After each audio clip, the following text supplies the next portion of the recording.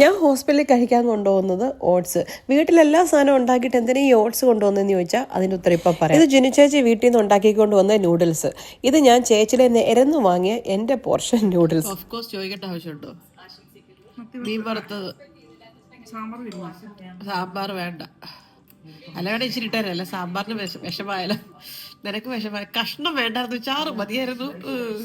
അത്ര വേണ്ട, ഒത്തിരി വേണ്ട, ഇച്ചിരി മീൻ വറുത്തത്. അല്ല പിന്നെ മറ്റേ എനിക്ക് തലപ്പീസ് വേണ്ട, വാല് പീസ് പട്ടി. അത്ര കഴിക്കല. മുറിക്ക് ഇച്ചിരി ചോറ് വേണം, ഒരു സ്പൂൺ കൂടെ മതി മതി മതി മതി. ചോറ് ഒരു സ്പൂൺ കൂടെ. താങ്ക്സ്.